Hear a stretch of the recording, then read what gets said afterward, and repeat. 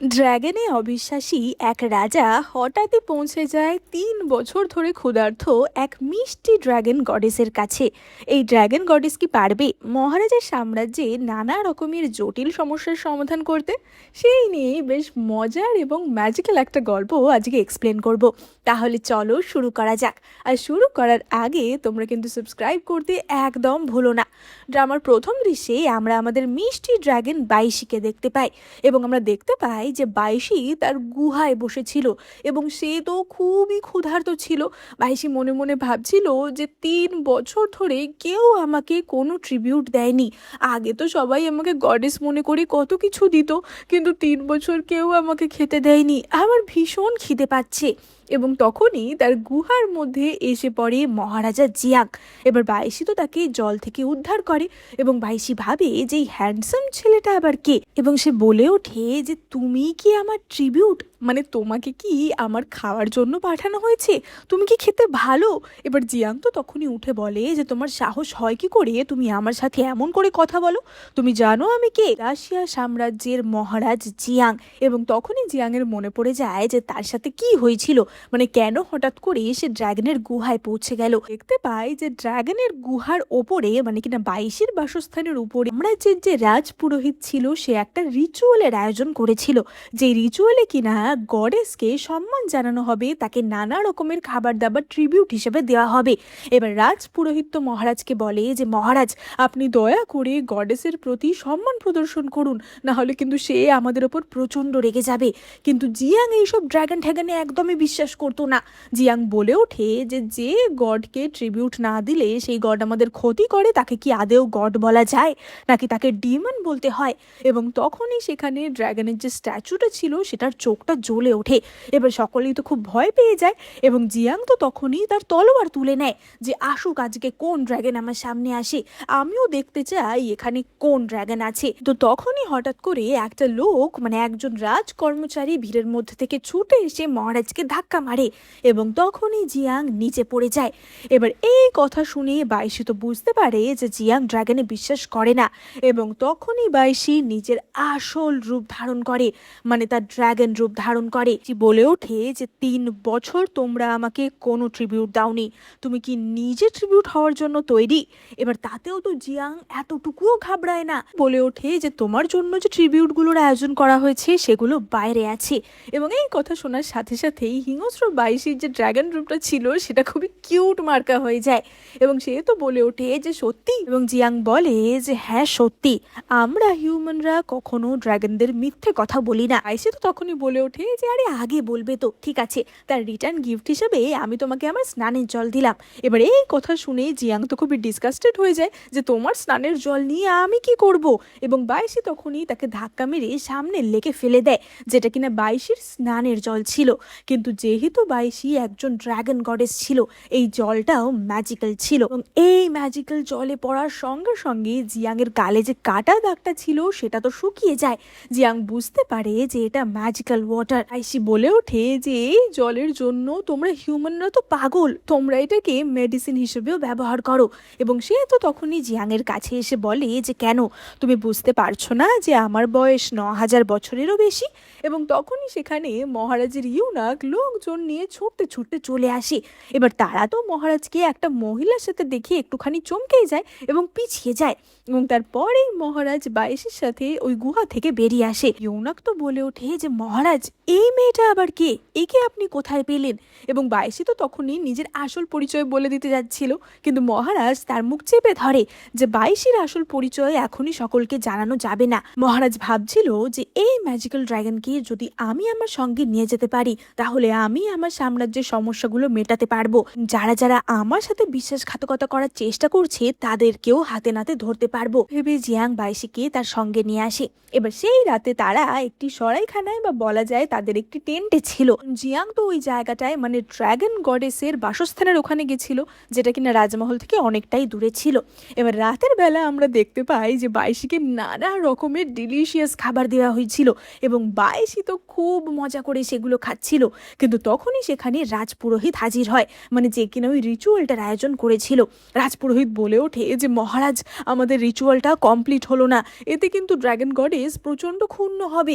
আমি তার জন্য এই সমস্ত ট্রিবিউটগুলো এনেছি, দয়া করে আপনি আবারও রিচুয়ালটা কমপ্লিট করুন।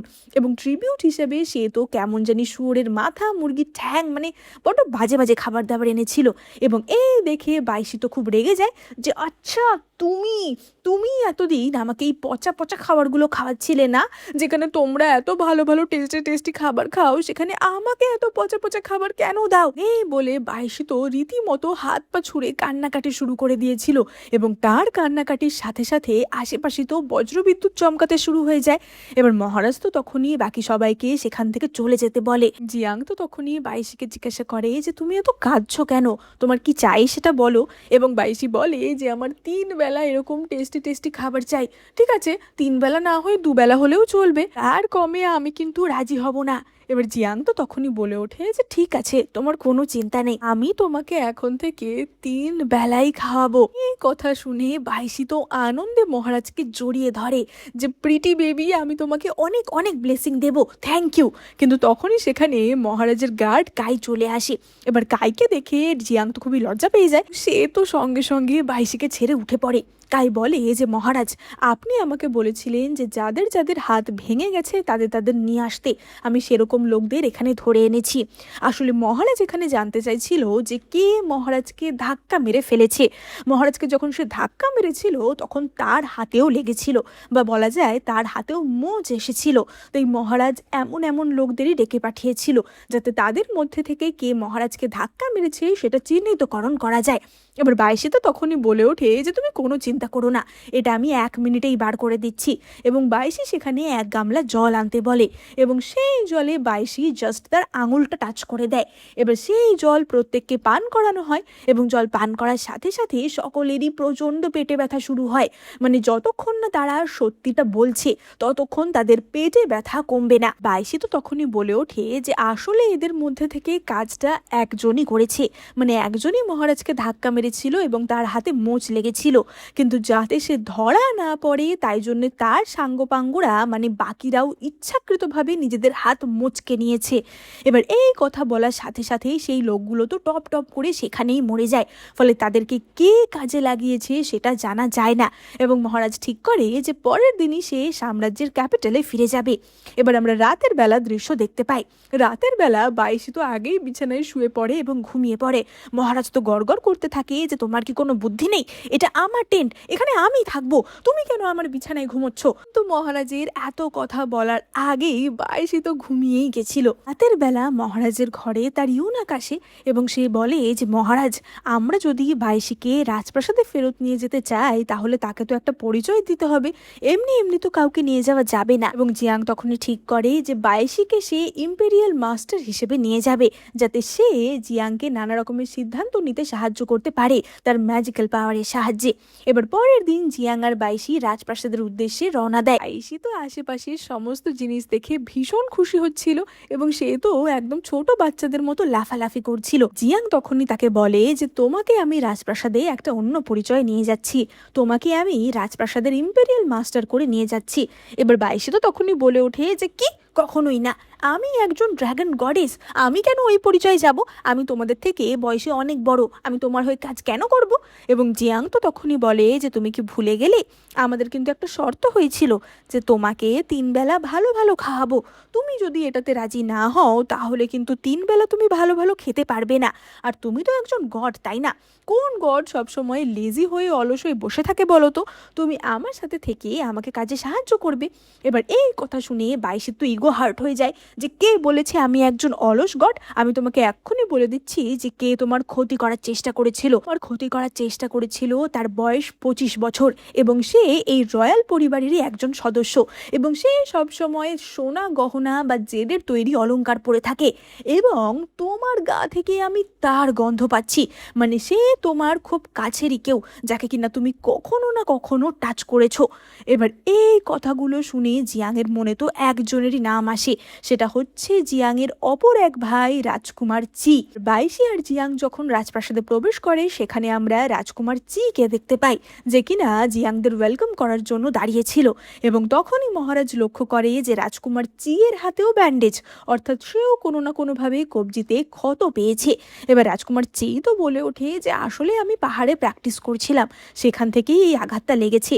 কিন্তু বাইশি যে কথাগুলো বলেছিল, মানে যে ডেসক্রিপশনটা দিয়েছিল, সেটার সাথে কিন্তু রাজকুমারের ডেসক্রিপশন পুরোপুরি মিলে যাচ্ছিল। আর অপর দিকে আমরা কালো মুখোশ পরিহিত একজন ব্যক্তিকে দেখতে পাই যে মহারাজ যেহেতু মরে যায়নি, তাই সেটা তার কাছে খুবই রাগের একটা বিষয় ছিল এবং সে একজন সেনার ওপর এই নিয়েই রাগারাগি করছিল যে কেন তোমরা কাজটা ঠিকভাবে করতে পারলে না। অপরদিকে আমরা জিয়াং এবং বাইশিকে দেখতে পাই এবং তাদের কথার মাঝখানে সেখানে মহারাজের এক উপপত্নী লু হাজির হয়। উপপত্নী লু তো বলে ওঠে যে মহারাজ, আমি আপনার জন্য ভীষণ টেস্টি স্যুপ বানিয়ে এনেছি, আপনি দয়া করে এটা খেয়ে নিন। এবং মহারাজ তো লক্ষ্য করে যে এই স্যুপ বানাতে গিয়ে উপপত্নী লু এর হাতও পুড়ে গেছে। উপপত্নী লু তো মহারাজকে স্যুপ খাওয়ার জন্য ভীষণই জোড়াচুরি করছিল, কিন্তু এই স্যুপ দেখে ওদিকে বাইশির তো ভীষণই লোভ লাগছিল, কারণ সে তো খেতে খুবই ভালোবাসতো এবং মহারাজ তো সেটা বুঝতে পেরে সঙ্গে সঙ্গে স্যুপটা বাইশির হাতে ধরিয়ে দেয়। এই ঘটনাতেই উপপত্নী লু তো ভীষণই রেগে যায়। বাইশি বলে ওঠে যে সত্যি তুমি ভীষণ ভালো রান্না করো, তুমি আমার জন্য প্রতিদিন রান্না করতে পারবে? উপপত্নী লু তো তখনই বলে ওঠে যে সিস্টার, দেখতেই তো পাচ্ছ আমার হাত পুড়ে গেছে, তাই আমি রান্নাঘরে যেতে পারবো না, বরং আমার জায়গায় তুমি গিয়ে রান্নাঘরে রান্না করো। লু এটা জানতো না যে সে যার সাথে কথা বলছিল সে কোনো সাধারণ মেয়ে ছিল না, সে 9000 পুরনো একজন ড্রাগন গডেস ছিল। বাইশি বলে ওঠে যে সিস্টার, তুমি আমাকে সিস্টার বলছো? আমি যাকে তাকে সিস্টার বানাই না, আর আমার বয়স তোমার 14 গোষ্ঠীর বয়স যোগ করলে যা হবে তার চেয়েও বেশি। এবারে এই কথা শুনি উপপত্নী লু তো খুবই রেগে যায় যে তুমি আজে বাজে কথা বলার জায়গা পাও না। এবং তখনই সেখানে ইউনাক এসে জানায় যে মহারাজের জন্য একটা বার্তা আছে, ফলে উপপত্নী লুকে সেখান থেকে চলে যেতে হয়। এবার উপপত্নী লু তো সেখান থেকে সোজা রানী মেইলিনের কাছে আসে, মানে কিনা যে মহারাজের প্রধান রানী ছিল। উপপত্নী লু বাইশির নামে নানা রকমের কমপ্লেন করছিল যে জানি না এই মেয়েটাকে মহারাজ কোথা থেকে নিয়ে এসেছে। মেইলিন বলে ওঠে যে কেন, একটা সাধারণ গ্রামের মেয়েকে তুমি হ্যান্ডেল করতে পারছো না? লু তো তখনই বলে ওঠে যে তুমি বুঝছো না, এই মেয়েটার একটা অদ্ভুত রকমের অরা রয়েছে, আমি জানি না যে ওর মধ্যে কি রয়েছে। যাই হোক, এবার লু তো সেখান থেকে চলে যায় এবং তখনই মেলিনের কাছে পায়রার মাধ্যমে একটা গোপন বার্তা আসে। সেই বার্তাটা দেখে মেলিন বলে ওঠে যে ওই মেয়েটা বেশি দিন এই সমস্ত অ্যাটিটিউড দেখাতে পারবে না এবং এই বলে সে তো বার্তাটা জ্বালিয়ে ফেলে। অপরদিকে আমরা বাইশিকে দেখতে পাই, তার সামনে মহারাজ তো 3 বেলা দারুণ দারুণ টেস্টি খাবারের আয়োজন করছিল এবং সেই নিয়ে বাইশিও ভীষণ খুশি ছিল। তোমরা কিন্তু কমেন্ট করে জানিও যে তোমাদের যদি এমন একটা খাবার চুজ করতে বলা হয় যেটা তোমরা সারা জীবন প্রতিদিন খেতে পারবে, তাহলে সেটা কি খাবার হবে? অবশ্যই কমেন্ট করে জানাতে ভুলো না। খেতে খেতে বাইশি তো বলে ওঠে যে আমার রিয়েল বডিটা এখানে নেই, না হলে আমি তো এই সব খাবার এক গ্রাসেই খেয়ে ফেলতাম। এবার মহারাজ তো তখনই জিজ্ঞেস করে যে মানে, তো তোমার রিয়েল বডিটা কোথায় আছে? বাইশি বলে যে আমি ঠিক জানি না, আসলে একবার আমার মেমোরি লস হয়ে গেছিল, তারপর থেকেই আমি পুরোপুরি আমার ক্ষমতা ব্যবহার করতে পারি না। মেমোরি লসের সাথে সাথে আমার স্পিরিচুয়াল পাওয়ারও অনেকটাই লস হয়ে গেছিল।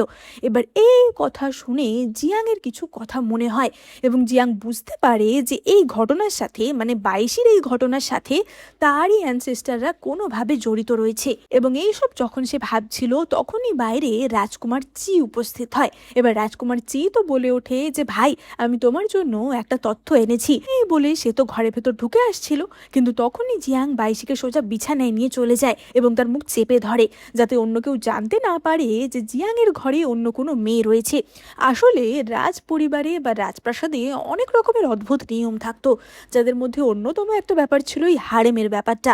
সুতরাং মহারাজ হারেমের বাইরে কোনো মহিলার সাথে সময় কাটাচ্ছে, এটা খুবই স্ক্যান্ডালাস একটা ব্যাপার হয়ে যেত। তে রাজকুমার চি কোনোভাবে এটা জানতে না পারে, তাই জন্যই জিয়াং এমনটা করেছিল। এবার রাজকুমার চি তো বলে ওঠে যে ঠিক আছে, আমি তাহলে তথ্যটা টেবিলের উপর রেখে চলে যাচ্ছি। কিন্তু রাখার সময় সে লক্ষ্য করে সেখানে একটা ডিশ, যেটা কিনা পিগের একটা ডিশ ছিল, এবং রাজকুমার চি জানতো যে জিয়াং তো এটা খায় না। সে বলে ওঠে যে দাদা, তুমি এটা খাচ্ছ? জিয়াং বলে যে কেন, কখনো খেতাম না মানে কি পরেও খেতে পারবো না? এবং চি তখনই লক্ষ্য করে যে ওরকমই এক পিস মাংস মাটিতে পড়ে রয়েছে। সে বুঝতে পারে যে এটা তো জিয়াংয়ের কাজ হতে পারে না, এখানে অন্য কেউ রয়েছে, এবং চি তখনকার মতো সেখান থেকে চলে যায়। আমরা জিয়াংকে তার কারাগারে দেখি, যেখানে কিনা কাই তার সাথে দেখা করতে আসে, এবং সে বলে যে চি যে ইনজুরিটার কথা বলেছিল সেটা ওই রিচুয়াল যেদিন হয়েছিল তার পরের দিন তার হাতে হয়েছিল, এবং চি সত্যিই পাহাড়ে ট্রেন করতে গেছিল। কিন্তু সেখানে সে সাধারণ লোকেদের সাথে ট্রেনিং নিতে যায়নি, সে কিছু বিশেষ স্পেশাল কিলারদের সাথে ট্রেনিং নিতে গেছিল। সুতরাং তার যে কি মনোবাঞ্ছা সেটা বোঝা যাচ্ছে না। এটুকু প্রমাণ দিয়ে চিকে তো আর জেলে পাঠানো যায় না, তাই জন্য জিয়াং তখন কিছু করতে পারে না। এবং তখনই কাই সেখানে অপর একজন বন্দিকে নিয়ে আসে। এবার কাই তো বলে ওঠে যে সত্যি করে বলো, তুমি কি রাজকুমার চিয়ের কথাতেই সব কাজটা করেছো? বন্দিটি বলে ওঠে যে আমি মরে গেলেও তোমাদের কিছু বলবো না। আসলে এই লোকটির কাছ থেকে একটি চিঠি পাওয়া গেছিল, যেই চিঠিতে ওই রিচুয়ালের দিনটা মেনশন করা ছিল, এবং লেখা ছিল যে এই 9 নম্বর মাসের 9 তারিখে মহারাজকে ধাক্কা মেরে ফেলতে হবে। মানে বোঝা যায় যে এই লোকটাই মহারাজকে ধাক্কা দিয়েছিল। এবার মহারাজ তো সঙ্গে সঙ্গে সেই লোকটাকে খতম করে দেয়, কারণ সেই লোকটার মুখ থেকে এমনিও কোনো কথা বেরোতো না। এবার অপর দিকে আমরা বাইশিকে দেখতে পাই, এবং আমরা মহারাজার উপপত্নী লু, উপপত্নী সেন এবং রানী মেইলিনকে দেখতে পাই। এবার তারা বাইশিকে খাওয়া দাওয়ার জন্য আমন্ত্রণ জানিয়েছিল। এবার বাইশি তো খেতে ভালোবাসতই, তাই খাবার দেখেই সে তো ঝাঁপিয়ে পড়ে এবং গপ গপ করে খেতে শুরু করে দেয়, এবং সে দেখে অন্যান্য উপপত্নীরা হাসাহাসি শুরু করে দেয় যে সত্যিই মেয়েটা কি গাইয়া, কি করে খেতে হয় খাবার নিয়ম কানুনও জানে না। উপপত্নী লু তো বলে ওঠে যে শোনো, আমি তোমাকে শিখিয়ে দিচ্ছি, এইভাবে চপস্টিকে নিয়ে হাত দিয়ে আড়াল করে খেতে হয়। যদি তোমার কোনো এই বিষয়ে শিক্ষা না থাকে, আমি আমার কিছু মেয়েদের পাঠিয়ে দেবো তোমায় শিক্ষা দেওয়ার জন্য। মেয়েরা এখনই ওকে শিখিয়ে দাও। এবং তার 2 জন মেয়ের বাইশিকে তখনই চেপে ধরে। এবার বাইশি তো প্রচণ্ড রেগে যায় এবং তার ক্ষমতা বেরিয়ে আসে। এক ধাক্কাতেই মেয়ের দুটি উল্টে 2 দিকে ছিটকে যায়। বাইশি উঠে বলে যে লু, তুমি জানো না আমি কে? এবং তার এক আঙুলের চুটকিতে লু তো সেখানে হাঁটু গেড়ে বসে পড়ে, মাথা ঠুকে ঠুকে বাইশির কাছে ক্ষমা চাইতে থাকে। মানে সে যে ইচ্ছাকৃতভাবে এমনটা করছিল তা না, কিন্তু বাইশির ক্ষমতা তাকে এমনটা করতে বাধ্য করছিল।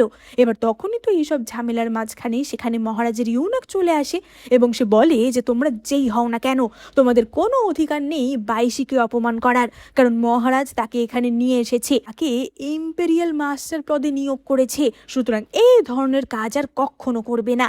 কিন্তু এই ঘটনার ফলে উপপত্নীদের রাগ তো আরও বেড়ে যায়। এবার অপরদিকে বাইশির তো মনটা একদমই খারাপ হয়ে গেছিল, কারণ এখানে আসার পর থেকে সবাই তার সাথে খালি শত্রুতাই করছিল। তাই জন্য সে তো রাতের বেলা একটা গাছের নিচে ঘুমিয়ে পড়ে। এবার রাতের বেলা ঘুমিয়ে ঘুমিয়ে বাইশি একটা স্বপ্ন দেখে, তার সাথে জিয়াং রোম্যান্স করছে। কিন্তু একদম বিশেষ রোম্যান্টিক মুহূর্তে জিয়াং একখানা চিকেনের লেগ পিস তুলে ধরে, এবং বাইশির প্রথম ভালোবাসা তো খাওয়া দাওয়াই ছিল, তাই জন্য স্বপ্নটা তো তার কাছে আরো বেশি মজাদার হয়ে ওঠে। এবার সকালবেলা কিছু দাসীদের আওয়াজ শুনে বাইশির ঘুম ভাঙে, এবং তারা তো খুবই চেঁচামেচি করছিল যে দেখো, এই গাছটা তো একদমই মৃতপ্রায় হয়ে গেছিল, কিন্তু এক রাতের মধ্যেই পুরো গাছটা ফুলে ভরে গেছে। মানে বাইশি যে গাছটায় শুয়েছিল সেই গাছে খুব সুন্দর ফুল ফুটে গেছিল। এবং মহারাজও তাদের কথাবার্তা শুনে সেখানে ছুটে আসে, এবং ইউনাক তো বলে ওঠে যে মহারাজ, এটা নিশ্চয়ই সৌভাগ্যের প্রতীক। কিন্তু তখনই সেখানে উপপত্নী লু আসে, এবং সে বলে ওঠে যে মহারাজ, এটা কখনোই সৌভাগ্যের প্রতীক হতে পারে না, এটা নিশ্চয়ই কোনো অভিশাপ, কারণ এই ফুল ফোটার সিজন তো এটা নয়, তাহলে এমনটা কেন হচ্ছে? আপনি ওকে শাস্তি দিন। এবং জিয়াং তো তখনই বলে ওঠে যে বাইশি, তুমি জানো তুমি কি অপরাধ করেছো, সেই অপরাধের জন্য তোমাকে শাস্তি পেতে হবে। এবার বাইশি তো তখনই বলে যে আমি আবার কি অপরাধ করলাম, আমি তো খালি রাতের বেলা এখানে ঘুমিয়েই ছিলাম। জিয়াং বলে যে তুমি এত সুন্দর একটা উপহার মহারাজের থেকে লুকিয়েছো, এটা কি দোষ নয়? সামনেই রাজমাতার জন্মদিন আসছে, সেই দিন উপহার স্বরূপ তুমি রাজমাতাকে এটাই দিও। এবং বাইশে তো সেখান থেকে খুশি হয়ে চলে যায়। এবং সেখানে আমরা রানী মেলিনকেও দেখতে পাই, সে তার দাসীকে চুপি চুপি কিছু আদেশ দেয়। এবার আমরা রাজমাতার জন্মদিনের দৃশ্য দেখতে পাই, যেখানে কিনা রাজমাতার জন্য একটা ব্যাঙ্কুয়েটের আয়োজন করা হয়েছিল। এবার সকলেই তো রাজমাতাকে বউ করে, কিন্তু বাইশি করে না, কারণ সে অবভিয়াসলি একজন গডেস ছিল। রাজমাতা বলে ওঠে যে কি ব্যাপার, সবাই আমাকে বউ করলো, তুমি তো করলে না। বাইশি বলে যে আমি কখনোই কাউকে বউ করিনি, ছাড়া বউ করাটা একটা বডি ল্যাঙ্গুয়েজ, যেটা কিনা সম্মান প্রদর্শন করে বলে আমি মনে করি না। আমি মনে করি সম্মানটা তো মন থেকে আসে। এবং রাজমাতা এই কথা শুনে রাগ করেন না, বরং তিনি বেশ খুশি হন যে বাহ, মেয়েটা তো বেশ অন্যরকম। এবার বাকি উপপত্নীরা তখনই বাইশিকে ছোট করার প্ল্যান করে, এবং তারা বলে ওঠে যে বাইশি, তুমি তো আমাদের রাজ্যের এম্পেরিয়াল মাস্টার, তাহলে তুমি গণনা করে বলো না যে কখন ব্যাঙ্কুয়েটটা শুরু করলে ভালো হয়, যাতে কিনা পুরো বিষয়টা বাধাহীনভাবে হয়। এবং বাইশি তখনই গণনা করে বলে যে 10:45 আমরা যদি এই ব্যাঙ্কুয়েট শুরু করি তাহলে খুবই ভালো হয়, এটাই একটা শুভ সময়। এবার বাইশির এই কথাটাকে মিথ্যে প্রমাণ করার জন্য, মানে বাইশিকে ঠকবাজ প্রমাণ করার জন্য উপপত্নী সেন তখনই নাটক শুরু করে দেয়। এবং উপপত্নী সেন তো তখনই কেমন মাথা ঘোরানোর, মাথা ঝিমঝিম করার নাটক করতে শুরু করে। ওদিকে বাইশি তো গপ গপ করে খাওয়া দাওয়া করছিল, এবং সে ভাবে যে এই বেটি এরকম করছে কেন। এবং উপপত্নী সেন তো তখনই সেখানেই অজ্ঞান হয়ে পড়ে যায়। এবার সকলেই তো চমকে যায় যে এটা কি হলো। উপপত্নী লু বলে ওঠে যে বাইশি, তুমি বলেছিলে 10:45 একটা ভালো সময়, কোনো বাধা আসবে না, তাহলে এমনটা কেন হলো? তার মানে তোমার কোনো ক্ষমতাই নেই। এবার বাইশি তো তখনই বলে ওঠে যে আমার গণনায় কখনো ভুল থাকতেই পারে না। এবার মহারাজ তো তখনই সেখানে চিকিৎসক ডেকে পাঠান, এবং চিকিৎসকের একটা সূঁচের ফোঁটাতেই উপপত্নী সেন তখনই জেগে ওঠে। এবার সে তো ভাবে যে কি ব্যাপার, আমি তো নিজেই নিজেকে এরকম একটা ওষুধ খাইয়েছিলাম অজ্ঞান হওয়ার জন্য, তাহলে জেগে উঠলাম কি করে? কিন্তু এটা কখনোই মহারাজকে জানতে দেওয়া যাবে না। সে নাটক করতে শুরু করে যে মহারাজ, আমি জানি না আমার কি হলো, নিশ্চয়ই আমায় কোনো ইভিল স্পিরিটে ভর করেছিল, এই বাইশি আসার পর থেকেই এমনটা হচ্ছে। বাইশি তো তখনই বলে ওঠে যে এক্ষুনি তোমাকে আমি মজা দেখাচ্ছি। সে আবারও তার সেই ম্যাজিক্যাল জল নিয়ে আসা করায়, এবং সেই জল তখনই উপপত্নী সেনকে খাওয়ানো হয়। এবার যতক্ষণ না সে সত্যি কথা বলছে, তার তো প্রচণ্ড পেটে ব্যথা শুরু হয়, এবং সে সত্যি কথায় স্বীকার করতে বাধ্য হয় যে আমি বাইশিকে ফাঁসানোর জন্যই এমনটা করেছিলাম। এই ক্ষমতা দেখে মহারানী এবং উপপত্নী লু তো চেপে যায় যে এর সাথে বেশি পাঙ্গা নেওয়া যাবে না। এবং মহারাজ তো সঙ্গে সঙ্গে উপপত্নী সেনকে সেখান থেকে জেলে পাঠিয়ে দেন। এবার তারপরেই বাইশি রাজমাতার জন্য যে উপহারটা তৈরি করেছিল, মানে সেই সুন্দর গাছটা, সেটা রাজমাতাকে দেখায়। এবং রাজমাতা তো বাইশির ওপর খুবই ইমপ্রেসড হয়ে গেছিল। রাজমাতা তো মনে মনে ভাবছিল যে জিয়াং এর সাথে এর যদি একটা সম্পর্ক হয় তাহলে মন্দ হয় না। রাজমাতা ছাড়াও আরেকজন বাইশির ওপর নজর রেখেছিল, সেটা ছিল রাজকুমার চি, যে বুঝতে পেরেছিল যে বাইশি সাধারণ মেয়েদের মতো না। এবার এই দিন বাইশি তার ক্ষমতার প্রদর্শন খুব ভালো করে করেছে বলে জিয়াং তো তাকে দারুণ দারুণ খাবারের ট্রিট দেয়। ডিনারের পর তারা দুজন তো রাতের আকাশে তারা দেখছিল। এবার জিয়াং তো জিজ্ঞাসা করে যে তোমার কি তারা দেখতে খুব ভালো লাগে? বাইশি বলে যে হ্যাঁ, আসলে তারাগুলো দেখলে আমার নিজেরও আকাশে ওড়ার মতো ফিলিং হয়, তুমি কি এক্সপিরিয়েন্স করতে চাও? এবার বাইশি তো তখনই তার ড্রাগন রূপ ধারণ করে, এবং সে আর জিয়াং আকাশে উড়ছিল। কিন্তু তখনই সেখান দিয়ে রানী মেলিন যাচ্ছিল, এবং মেলিন সেই দৃশ্যটা দেখতে পায়। এবং আমরা দেখতে পাই যে ওই যে কালো মাস্ক পরা ব্যক্তিটি ছিল, সেই ব্যক্তিটিও এই দৃশ্য দেখতে পায়। এই ব্যক্তিটি তো মনে মনে বলে ওঠে যে আমার আগের মাস্টার এই ড্রাগনের সাথে মোকাবিলা করতে গিয়েই তার মিশন কমপ্লিট করতে পারেনি, কিন্তু আমাকে সেটা করতে হবে। যাই হোক, এবার আমরা পরবর্তী দৃশ্যে দেখতে পাই যে জিয়াং তো এই বিষয়টা নিয়ে খুবই কৌতূহল হয়ে পড়েছিল, মানে তার পূর্বপুরুষের সাথে বাইশির কোনো সম্পর্ক আছে কিনা, তারা ড্রাগনদের সাথে কি করেছে, এসে তার মেমোরি কি করে লস করলো, তার পাওয়ার কি করে লস করলো, সেটা নিয়ে জিয়াংয়ের খুবই কৌতূহল হচ্ছিল। সে তাদের পুরনো যে সমস্ত হিস্টোরিক্যাল রেকর্ডসগুলো ছিল সেগুলো চেক করছিল যে সেখান থেকে সে কোনো তথ্য পায় কিনা। তখনই সে লক্ষ্য করে যে পাশ দিয়ে একজন চলে যাচ্ছে। এবার কাইতো সঙ্গে সঙ্গে তাকে ধরার জন্য ছুটে যায় এবং আমরা দেখতে পাই সেটা ছিল ওই রাজপুরোহিত, মানে যে কিনা প্রথমে ওই রিচুয়ালটার আয়োজন করেছিল। এবার তাকে তো মহারাজের সামনে পেশ করা হয়। মহারাজ বলে ওঠে যে সত্যি করে বলো তুমি কার হয়ে কাজ করছো, রাজকুমার চি তোমাকে কি কাজে লাগিয়েছে। এবার সে তো বলতে থাকে যে আমি কিছু করিনি, আমার সাথে অন্যায় হয়েছে, কিন্তু কাই জানায় যে তার বাড়ি থেকে বেশ খানিকটা টাকা উদ্ধার করা গেছে, মানে বোঝাই যাচ্ছে যে কারোর থেকে টাকা নিয়ে সে কিছু কাজ করেছে। এবার তখনই সেখানে বাইশিকে ডাকা হয় এবং তার সেই জাদুই জলটা এই রাজপুরোহিত তাকে খাওয়ানো হয় এবং সঙ্গে সঙ্গে তার পেটে ব্যথা ওঠে এবং সে সব সত্যি কথা বলে দেয়। সে বলে যে কিছুদিন আগে সে একটা জায়গায় জুয়া খেলতে গেছিল এবং সেখানে গিয়ে সে খুব বাজেভাবে হেরে যায় এবং তখনই একজন মুখোশ পরিহিত ব্যক্তি তার কাছে আসে এবং তাকে একটা কাজ দেয়, বলে যে এই কাজটা করে দিতে পারলে তাকে টাকা দেওয়া হবে। এবং কাজটা এটাই ছিল যে ওই 9 নম্বর মাসে 9 তারিখে মহারাজকে কনভিন্স করতে হবে একটা ওই রিচুয়াল করার জন্য। সেই রিচুয়ালের জন্য মহারাজকে ওই ড্রাগন কেভের কাছে নিয়ে যেতে হবে, মানে বোঝাই যাচ্ছে যে পুরোটাই কেউ একজন প্ল্যান করে করিয়েছে। মহারাজকে ওখানে নিয়ে যাওয়া, মহারাজকে ঠেলে ফেলা, সবটাই প্ল্যান মতো হয়েছে। এবার মহারাজ তো লোকটাকে তখনই আবারও জেলে বন্দি করে দেয়, কিন্তু এদের সবার পিছনে কে ছিল, রাজকুমার চি নাকি অন্য কেউ, সেই বিষয়ে মহারাজ কোনো পাক্কা প্রমাণ পাচ্ছিল না। এবার আমরা অপর দিকে বাইশি এবং জিয়াংকে দেখতে পাই। তারা তো নিজেদের মধ্যে কথা বলছিল এবং জিয়াং তো তাকে বলে যে দেখো, এই প্রাসাদে এমনিতেও আমাকে অনেক কিছু মেনে চলতে হয়, তাই তুমি কিন্তু নতুন করে আমার জন্য আর বিপদ ডেকে এনো না। এবার বাইশি তো তখনই বলে ওঠে যে ও, তোমার মনে হয় আমি তোমার বিপদ বাড়িয়েছি, তাহলে আমার মুখ কি তোমায় দেখতে হবে না। এবং এই বলে সে একটা বই নিজের মুখের সামনে খুলে নেয়। সেই বইতে দাসিয়া সাম্রাজ্যের যে ইতিহাসের কথা লেখা ছিল সেটা একদমই মিথ্যা ছিল। সেখানে তো লেখা ছিল যে দাসিয়া সাম্রাজ্য যুগ যুগ ধরে খুবই ভালো রকম ভাবে মানে চলে এসেছে, সেখানে কোনো কিছুর অভাব ছিল না। এবং বাইশি তখনই বলে ওঠে যে এই বইটা এসব মিথ্যা লেখা রয়েছে, 500 বছর আগে তোমার যে পূর্বপুরুষ রাজা ছিল তার সময় ভয়ানক দুর্ভিক্ষ দেখা দিয়েছিল, ভয়ানক যুদ্ধ হয়েছিল এবং লাখে লাখে মানুষ মারা গেছিল, তাদের অবস্থা খুবই খারাপ হয়ে গেছিল।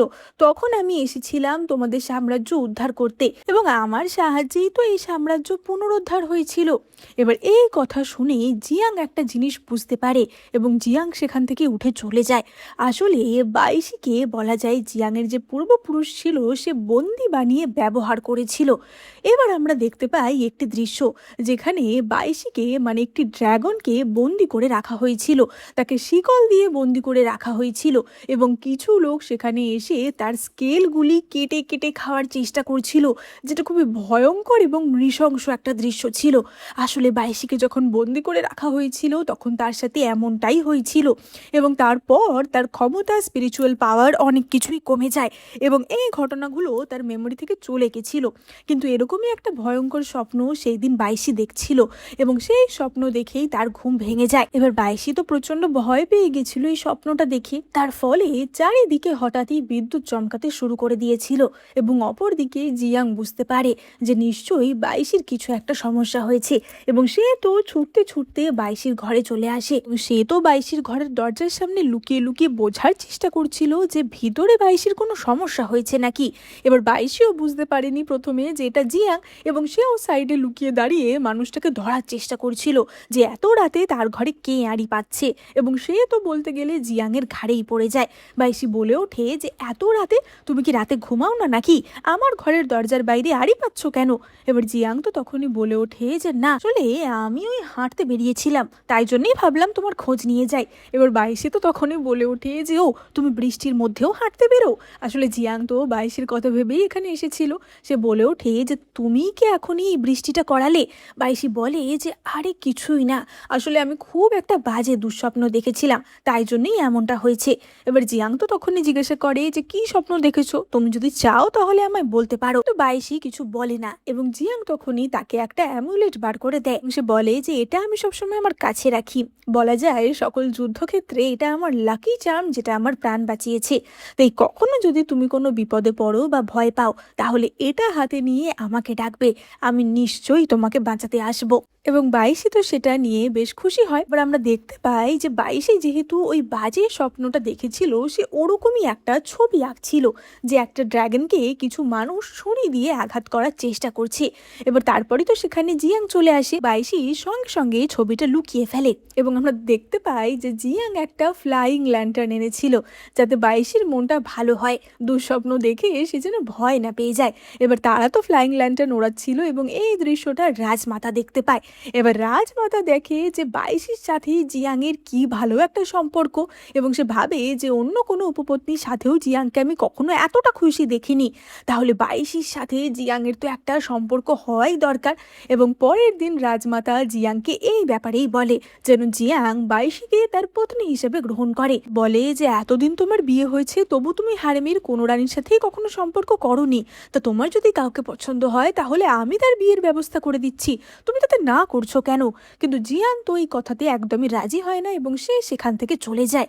এবার রাজমাতা তখনই বাইশিকে ডেকে পাঠায় এবং রাজমাতা বলে যে বাইশি, তোমার জন্য আমি কিছু হ্যান্ডসাম ছেলের ব্যবস্থা করেছি, দেখো তো এদের মধ্যে থেকে তোমার কাকে পছন্দ। এবং রাজমাতা তো মনে মনে ভাবে যে জিয়াং, এবার তুমি আসল মজা বুঝতে পারবে। এবার আমরা দেখতে পাই সেখানে তো রাজমাতা বেশ কিছু কিছু শার্টলেস হ্যান্ডসাম ছেলে এনেছিল এবং তারা তো নানা রকমের খেলা দেখাচ্ছিল, কেউ তীর ধনুক চালাচ্ছিল, কেউ বর্ষা ছুড়ছিল, মানে নিজেদের ট্যালেন্ট তারা বাইশির সামনে প্রদর্শন করছিল এবং বাইশি তো সেই সব দেখে খুবই এনজয় করছিল। কিন্তু তখনই সেখানে জিয়াং হাজির হয়। জিয়াং বলে ওঠে যে এইসব এখানে কি হচ্ছে? রাজমাতা বলে যে কেন, তুমি এসেছো, খুব ভালো সময় এসেছো।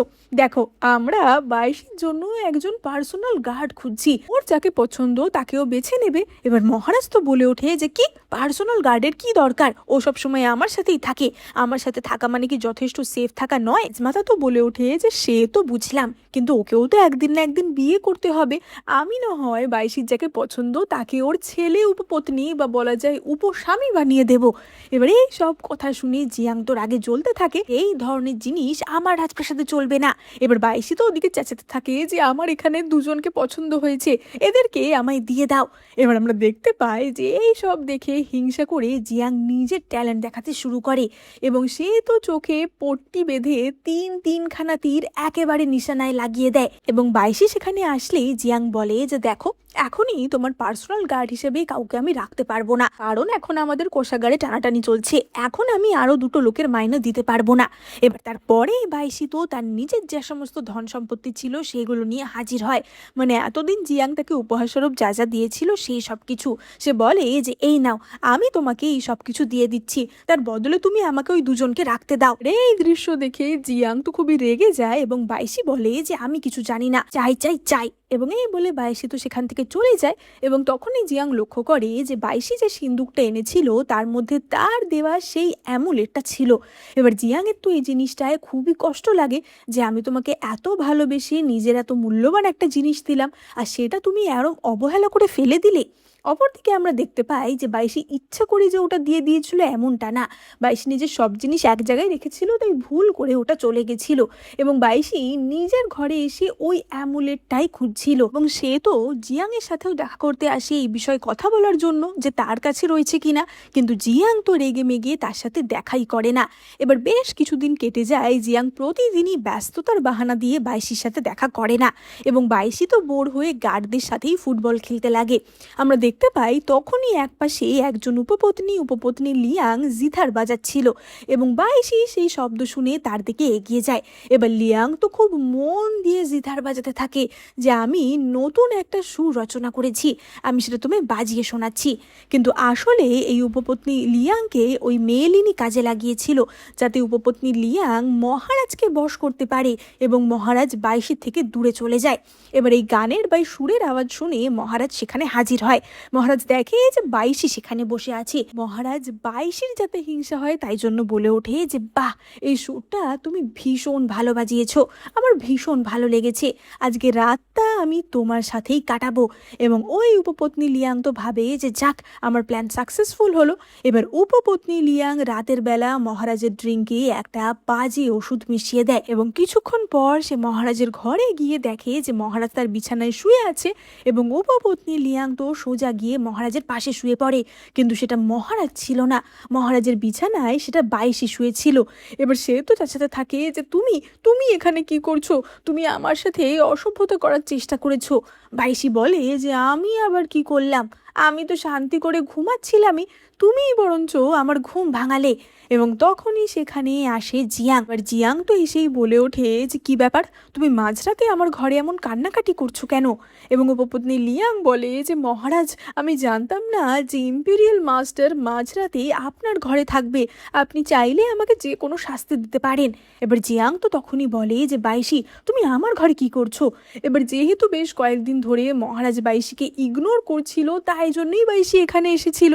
এবং মহারাজের জন্য যে ড্রিঙ্কটা রাখা ছিল খাদক বাইশি সেটা নিজেই খেয়ে নেয়, তার ফলেই সে মহারাজের বিছানায় শুয়ে ঘুমিয়ে পড়েছিল। মহারাজ তো উপপত্নী লিয়াংকে বলে যে আমি তো তোমাকে এখন ডেকে পাঠাইনি, তাহলে তুমি মাঝরাতে আমার ঘরে কি করছো?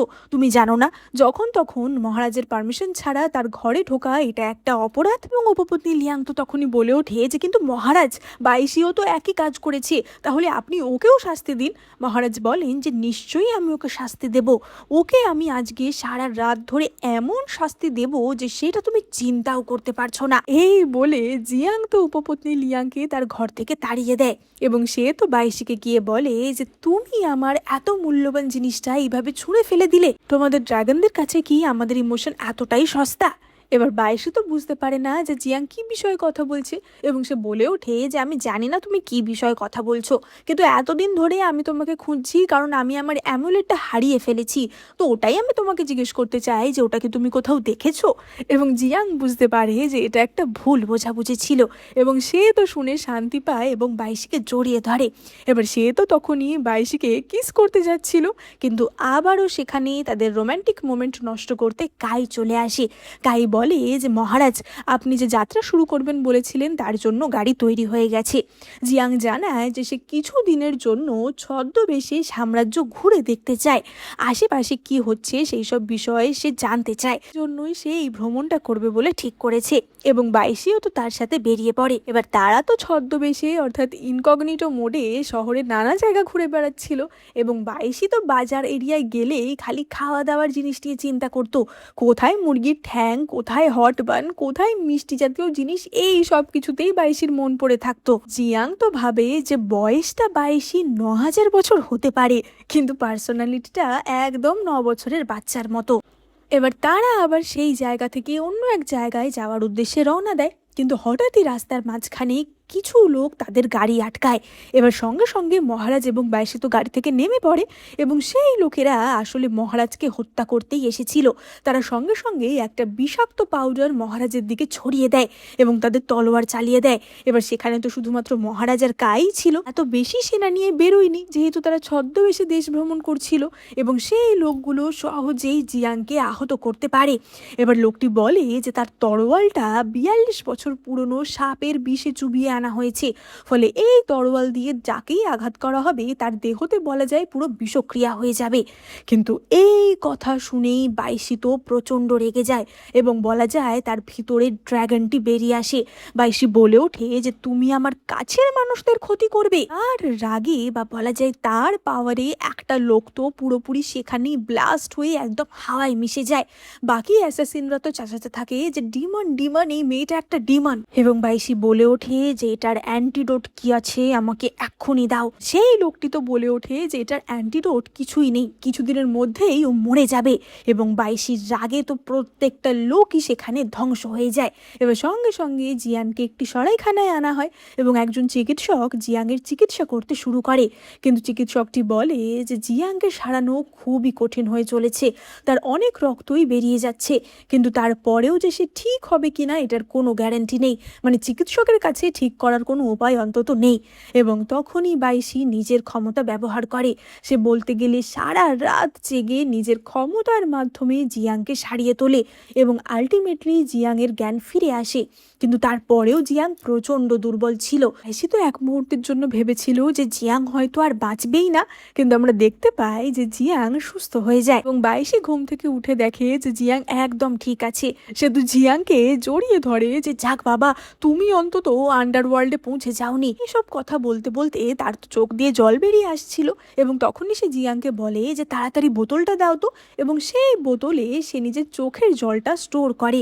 সে জিয়াংকে বলে যে এই জলটা তাড়াতাড়ি খেয়ে নাও। এবার জিয়াং তো বলে যে চোখের জল খেয়ে কি হবে। বাইশি বলে যে সাধারণ চোখের জলে কিছু হবে না, কিন্তু তুমি এইটা খেয়ে দেখো। এবার সেই চোখের জল পান করার পরই জিয়াংয়ের মুখ থেকে আবারও রক্ত ওঠে, কিন্তু এইবার সেটা ওই ক্ষতিকর মানে বিষাক্ত রক্তটা ছিল। এবং বাইশির এই ম্যাজিক্যাল মেডিসিনের ফলে জিয়াং সম্পূর্ণ সেরে যায়। কিন্তু বাইশি তখনই মনে মনে একটা কথা ভাবে, ড্রাগনের চোখের জলে কিন্তু সবার অসুখ সারবে এমনটা না, কেবলমাত্র যদি ভালোবাসার মানুষের জন্য চোখ থেকে জল পড়ে সেই জলটাই হবে এতটা স্ট্রং। তার মানে বাইশি যার জন্য কেঁদেছিল সে তার ভালোবাসার মানুষ ছিল। এবং এই কথাটা ভেবে বাইশি তো একটু শক হয়ে যায়। এবার আমরা রাতের বেলা দৃশ্য দেখতে পাই এবং আমরা দেখতে পাই যে ওই লোকগুলোর সাথে মানে আগের ওই ঘাতকগুলোর সাথে আরও কিছু লোক ছিল এবং তারা জিয়াংয়ের ওপর নজর রেখেছিল। তারা আবারও জিয়াংকে কোনোভাবে হত্যা করার চেষ্টা করত এবং তখনই বাইশি সেখানে হাজির হয়। এবার তারা তো বলে ওঠে যে আরে এটা ওই মেয়েটা না, এটাকে আগে খতম করতে হবে। এবং একজন বাইশির ওপর ছুরি চালাতে যায়, কিন্তু সেই ছুরি বাইশির ওপর দিয়েই বেরিয়ে যায়। মানে বলা যায় বাইশির গায়ে কিছুই আঘাত লাগে না এবং বাইশির গালে যে ড্রাগন স্কেলগুলি ছিল সেগুলি তখনই ফুটে ওঠে। বাইশি বলে ওঠে যে আমি যাকে প্রোটেক্ট করছি তার কোনো ক্ষতি তোমাদের আমি করতে দেব না। এবং বাইশি তো তার ক্ষমতার সাহায্যে সেখানে সবগুলো শয়তানকে একদম খতম করে দেয়। এবার আমরা দেখতে পাই যে জিয়াং তো অনেকটাই সেরে গেছিল, তবুও সে দুর্বল হওয়ার নাটক করছিল যাতে বাইশি তার বেশি বেশি করে খেয়াল রাখে। এবার জিয়াং তখনই জিজ্ঞাসা করে যে আচ্ছা, তুমি আমাকে আগে বলেছিলে যে নর্মাল চোখের জলে অতটাও সারানোর ক্ষমতা নেই, তাহলে তোমার চোখের জলে আমি পুরোপুরি কি করে সেরে গেলাম? এবং এই কথা শুনিয়ে বাইশি তো খুবই লজ্জা পেয়ে যায়। সে তো তাড়াতাড়ি সেখান থেকে চলে আসে। আমরা দেখতে পাই যে বাইশি তো জিয়াংয়ের জন্য নিজে হাতে ওষুধও বানিয়ে দিচ্ছিল যাতে চিকিৎসকের কোনো ভুল না হয়ে যায়। তখনই জিয়াং কনফেস করে। জিয়াং বলে যে আচ্ছা বাইশি, তুমি কি সারা জীবন এভাবে আমার সাথে থাকতে চাও? এবার বাইশি তো তখনই বলে ওঠে যে মানে কিভাবে? এবং জিয়াং তখনই তাকে বলে যে মানে স্ত্রী হিসাবে আমার সাথে, তাহলে আমরা বিয়ে করতে পারি। এবার বাইশি তো তখনই বলে যে কখনোই না, তোমার অলরেডি এত কটা বিয়ে, আমাকে বিয়ে করলে মহারানী মেইলিন, উপপত্নী লু, উপপত্নী সেন, উপপত্নী লিয়াং, এত উপপত্নীর কি হবে? এবং জিয়াং তো তখনই বলে ওঠে যে তুমি কোনো চিন্তা করো না, তুমি যদি আমার সাথে সারা জীবন থাকো তাহলে আমি হারেমি পুরো ডিসম্যান্টেল করে দেব এবং এই সব রানীদের আমি বাড়ি পাঠিয়ে দেব, আমি সারা জীবন শুধু তোমার সাথেই থাকবো। এবার তারা যখন এই প্রেমের কথা বলছিল তাদের আবারও ডিস্টার্ব করতে গার্ড কাই সেখানে চলে আসে। কাই জানায় যে এই জাংচাও শহরে প্রায় 2 বছর হয়ে গেল বৃষ্টি হয়নি, ফলে 2 বছর ধরে তারা কোনো রকমের ভালো কৃষিকাজই করতে পারছে না। আগের জমানো যে সমস্ত ফসল ছিল সেগুলোও সব শুকিয়ে যাচ্ছে। এবার জিয়াং তো তখনই বলে ওঠে যে কিন্তু আমি তো প্রতি বছরই ত্রাণের জন্য অনেক কিছুই পাঠাই, সেগুলো কি লোকজনেরা পাচ্ছে না? কাই জানায় যে সেগুলো লোকজনের জন্য যথেষ্ট হচ্ছে না। আইসি তো তখনই গণনা করে বলে যে এখানে আগামীতে বৃষ্টি হওয়ার সম্ভাবনা খুব একটা আছে বলেও মনে হয় না। আর এখন বাইশি জিয়াংকে সুস্থ করার ফলে অনেকটাই স্পিরিচুয়াল পাওয়ার হারিয়ে ফেলেছিল, ফলে তার পক্ষেও এক্ষুনি বৃষ্টি করানোটা সম্ভব হচ্ছিল না। এবার জিয়াং তো তখনই বলে ওঠে যে ঠিক আছে, আমি এক্ষুনি গিয়ে ইনভেস্টিগেট করতে চাই যে ত্রাণের জন্য যে এত টাকা পাঠানো হচ্ছে সেগুলো কোথায় যাচ্ছে। এবার তারা তো শহরের মধ্যে দিয়ে হাঁটছিল এবং তখনই তারা লক্ষ্য করে যে কিছু গার্ড একটা বড় ঠেলা গাড়ি করে বেশ কিছু জিনিস নিয়ে যাচ্ছে এবং কাই তখনই সেই গাড়িটা আটকায়। আমরা দেখতে পাই যে সেই গাড়িটাতে বহু ধন সম্পদ ছিল এবং ওই গার্ডটি জানায় যে আজকে এই শহরের ম্যাজিস্ট্রেটের জন্মদিন, তাই তার জন্যই এই সমস্ত উপহার যাচ্ছে। মহারাজ তো তখনই বাইশিকে জিজ্ঞাসা করে যে বাইশি, তুমি কি আজকে বেশ টেস্টি টেস্টি পার্টির খাবার খেতে চাও? এবার বাইশি তো খাবার কথায় এক পায়ে রাজি ছিল। জিয়াং বাইশিকে নিয়ে ওই শয়তান ম্যাজিস্ট্রেটের জন্মদিনের পার্টিতে হাজির হয়। আমরা দেখতে পাই যে একদিকে শহরের এরকম দুর্দশা ছিল, লোকজন খেতে পাচ্ছিল না, অপরদিকে ম্যাজিস্ট্রেট সুন্দরীদের নিয়ে সেখানে পার্টি করতে ব্যস্ত ছিল। এবার বাইশি আর জিয়াং তো চুপি চুপি পার্টিতে ঢুকে বসে পড়ে এবং বাইশি তো তার অভ্যাস মতো সেখানে গপ গপ করে খাওয়া দাওয়া শুরু করে দেয়। এবার একজন গার্ড তখনই জিজ্ঞাসা করে যে তোমরা কারা, তোমাদের তো ঠিক চিনলাম না। জিয়াং বলে ওঠে যে আমরা ম্যাজিস্ট্রেটেরই বন্ধু। কিন্তু গার্ডটার সন্দেহ হয় এবং সে তার তরোয়াল বার করতে যায়, কিন্তু তখনই বাইশির একটা পাওয়ারের ওয়েভেই সবাই সেখানে পুরো চিৎপটাং হয়ে যায় এবং জিয়াং তখনই তার তলোয়ার বার করে। এতদিন ধরে তুমি যে টাকা মেরেছো সব ফেরত দাও, তোমার মুন্ডু আমি এক্ষুনি ধর থেকে নামিয়ে দেব। এবার এই কথা শুনে ম্যাজিস্ট্রেট তো বলে ওঠে যে হ্যাঁ হ্যাঁ, তুমি সব টাকা নিয়ে নাও, তো আমার কোনো ক্ষতি করো না। এবার জিয়াং তো বাইশকে নিয়ে তখনই তার কোষাগারের উদ্দেশ্যে রওনা দিচ্ছিল, মানে ম্যাজিস্ট্রেটের কোষাগারের উদ্দেশ্যে রওনা দিচ্ছিল। কিন্তু ততক্ষণে ম্যাজিস্ট্রেট তার গার্ডদের নিয়ে আবারও জিয়াংকে ঘিরে ধরে যে কে হে তুমি, তুমি জানো আমি কে? আমি এখানকার ম্যাজিস্ট্রেট, আর মহারাজকে যদি একবার আমি তোমার ব্যাপারে বলি তাহলে মহারাজ তোমারই গর্দন নেবে। এবার তখনই সেখানে অপর এক মিনিস্টার হাজির হয়। এবার সে তো মহারাজকে চিনতো, ফলে সে তো ওই ম্যাজিস্ট্রেটকে ঠাস করে এক চড় মারে এবং মহারাজের সামনে বউ করে। জিয়াং তো তখনই বলে ওঠে যে তুমি সত্যিই একটা নিষ্ঠুর অসভ্য লোক, তোমার শাস্তি দরকার। বাইশি বলো ওকে কি শাস্তি দেওয়া হবে। এবার বাইশি তো তখনই বলে ওঠে যে এই প্রদেশের লোকেরা জল ছাড়া কষ্ট পাচ্ছে, এই খরায় কষ্ট পাচ্ছে, তাই এই লোকটাকেও শাস্তি দেওয়া হোক যেন এই 10 দিন জল না খেতে পারে। জিয়াং বলে যে হ্যাঁ, আর ওকে আমি এরপর এমন জায়গায় পোস্টিং দেব যেখানে জল পাওয়া খুবই দুষ্কর হবে, তাহলে ও বুঝবে যে এই লোকগুলো এতদিন কি কষ্ট পেয়েছে। এবং জিয়াং তো তাকে মরুভূমিতে পোস্টিং দিয়ে দেয়। কিন্তু তাতে তো আর সাধারণ মানুষের সমস্যা মিটবে না, তাদের তো জল দরকার, বৃষ্টি দরকার, সেটা কি করে অ্যারেঞ্জ হবে। এবং বাইশি তখনই বলে যে আমাকে আমার ওই কেভ মাউন্টেনের কাছে নিয়ে চলো, আমি বৃষ্টি আনাবো। এবং আমরা দেখতে পাই যে বাইশি তার নিজের ড্রাগন রূপে আসে এবং সে তার ক্ষমতা ব্যবহার করে বৃষ্টি আনায়। এবার বাইশি যেহেতু তখন অনেকটাই দুর্বল হয়েছিল, তাই জন্য বাইশি একদমই অজ্ঞান হয়ে পড়ে, বাইশি প্রচণ্ড অসুস্থ হয়ে পড়ে। এবার অপরদিকে আমরা সেই মুখোশ পরিহিত ব্যক্তিটিকে দেখতে পাই এবং সেই ব্যক্তিটি তার একজন কর্মচারীকে বলে যে এটাই হচ্ছে সঠিক সময়, এই সময় মেয়েটা দুর্বল রয়েছে, ওকে পয়জন দিয়ে হত্যা করতে হবে। কিন্তু মনে রাখবে রাজা কিন্তু ওর খুব কেয়ার করে, তাই যা করবে সাবধানে করবে।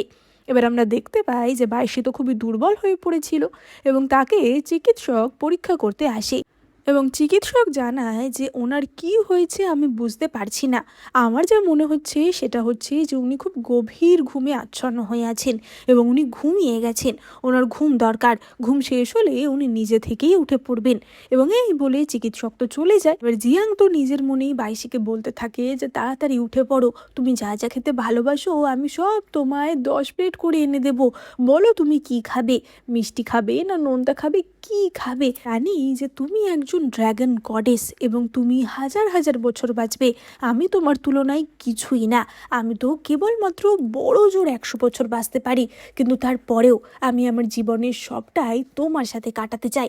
এবার তখনই হঠাৎ জিয়াং শুনতে পায় বাইরে কারুর একটা পায়ের আওয়াজ শোনা যাচ্ছে। এবার জিয়াং তো তখনই ছুটে বেরিয়ে যায় দেখার জন্য। সেই সুযোগেই ওই গুপ্ত ঘাতকটি ঘরে ঢুকে পড়ে এবং সে বাইশির মুখে ওই বিষ বা পয়জনের গুলিটা ঢুকিয়ে দেয়। জিয়াং তো আবারও ঘরে ঢুকে পড়ে এবং লোকটাকে দেখতে পেয়ে যায় এবং জিয়াং সঙ্গে সঙ্গে লোকটাকে হত্যা করে। কিন্তু বাইশিকে সে কি করে বাঁচাবে। এবার জিয়াং তো নানাভাবে তার মুখ থেকে ওই বিষের গুলি বার করে এবং তাকে সেখানে যা ওষুধ ছিল সব খাইয়ে দেয়, কিন্তু তারপরেও বাইশির ঘুম ভাঙে না। এবং কাই তো তখনই চেক করে বলে যে বাইশির তো নিঃশ্বাস প্রশ্বাসই বন্ধ হয়ে গেছে, অর্থাৎ সে মারা গেছে।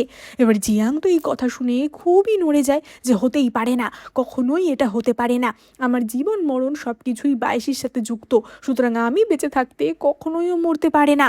তখনই বাইশির হাত নড়ে ওঠে এবং সে হঠাৎই ঘুম থেকে উঠে পড়ে, তার চোখগুলো একদমই হিংস্র লাল হয়ে গেছিল এবং সে তো জিয়াংয়ের গলায় এক কামড় বসায় এবং তারপরেই আবার হঠাৎ করে ধপ করে অজ্ঞান হয়ে যায়।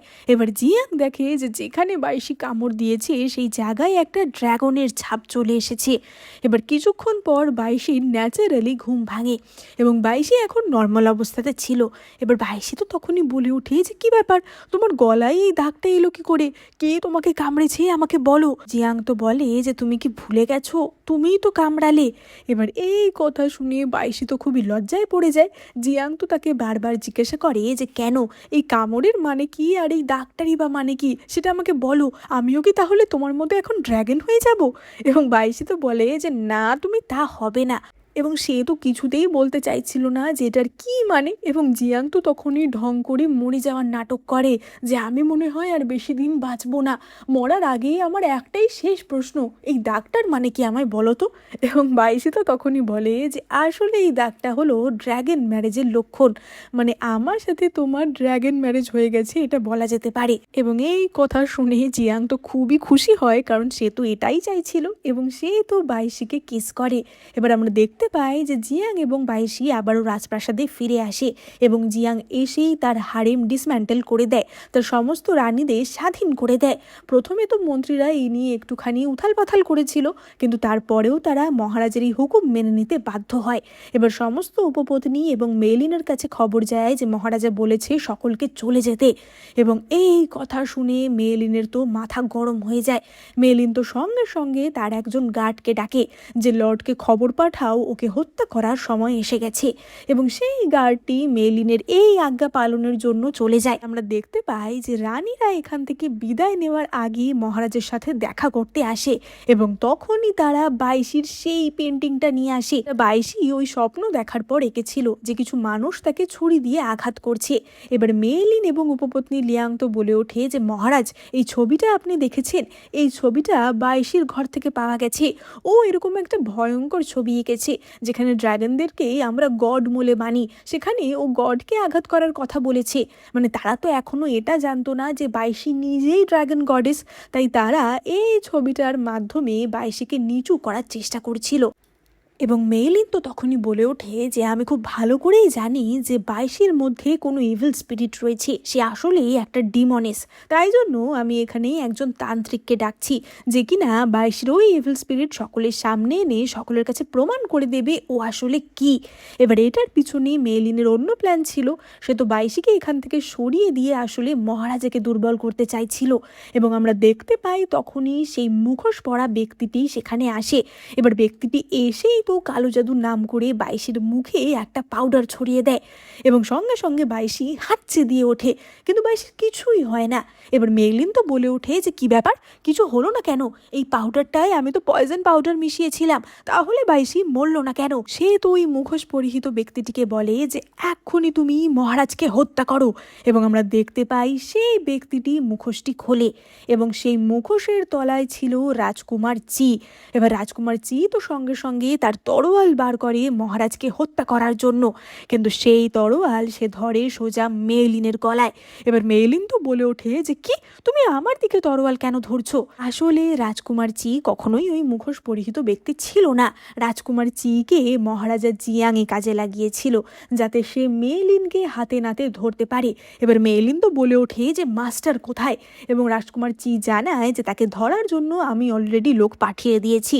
এবং সঙ্গে সঙ্গে মহারাজের লোকেরা মেইলিনকে সেখান থেকে ধরে নিয়ে যায়। মেইলিন তো চাচাতে থাকে যে একবার যদি আমার মাস্টার এখানে আসে তাহলে তোমরা সকলে মরবে। আসলে মেইলিনের প্রধান লক্ষ্য বাইশিকে হত্যা করা ছিল না, তার লক্ষ্য ছিল মহারাজকে হত্যা করে তার রাজগদি নিয়ে নেওয়া, এবং এই কাজে তাকে ওই মুখোশ পরিহিত মাস্টারটি সাহায্য করছিল। এবং রাজকুমার চি কিন্তু একদমই নির্দোষ ছিল, রাজকুমার চিকে জিয়াং কাজে লাগায় মেইলিনকে ধরার জন্য। এবার মেইলিন তো ধরা পড়ে যায় এবং তাকে জেলে পাঠানো হয়। পরবর্তী দৃশ্যে আমরা দেখতে পাই যে বাইশি, জিয়াং, রাজমাতা এবং রাজকুমার চি কথা বলছিল। রাজকুমার চি তো তাদের বলছিল যে এবার কিন্তু আমাদের একটা ড্র্যাগন বেবি চাই, এবং তখনই একটা ড্রিঙ্ক খেতে গিয়ে বাইশির মুখ থেকে রক্ত উঠে আসে, এবং আমরা বাইরে ওই মুখোশ পরিহিত ব্যক্তিটিকে ভাসমান অবস্থায় দেখতে পাই, যে বলে ওঠে যে বাইশি, আজকেই তোমার মৃত্যুদিন। এবং এখানেই এই মিষ্টি ম্যাজিক্যাল ড্রামাটা শেষ হয়। তো বলা যায় যে এটার হয়তো কোনো সেকেন্ড পার্ট আসবে যেখানে জানা যাবে যে এই ব্যক্তিটির আসল পরিচয় কি। তো তোমরা কি সেকেন্ড পার্ট দেখতে চাও? তাহলে অবশ্যই কমেন্ট করে জানিও। যদিও এখনও সেকেন্ড পার্ট রিলিজ হয়নি, তবে হলে আমি নিশ্চয়ই এক্সপ্লেন করব। ড্রামাটা কেমন লাগলো সেটা কিন্তু কমেন্ট করে জানাতে একদম ভুলো না। ভালো লাগলে এক্ষুনি লাইক, কমেন্ট, শেয়ার, সাবস্ক্রাইব করে দিও। এই চ্যানেলে আমি তোমাদের জন্য অনেক চাইনিজ ড্রামা এক্সপ্লেন করে থাকি, তাই তোমরা কিন্তু চটপট সাবস্ক্রাইব করে এক্ষুনি নোটিফিকেশন বাটনে ক্লিক করে দাও, না হলে কিন্তু নতুন নতুন ড্রামা মিস হয়ে যাবে। দেখা হবে পরের ভিডিওতে।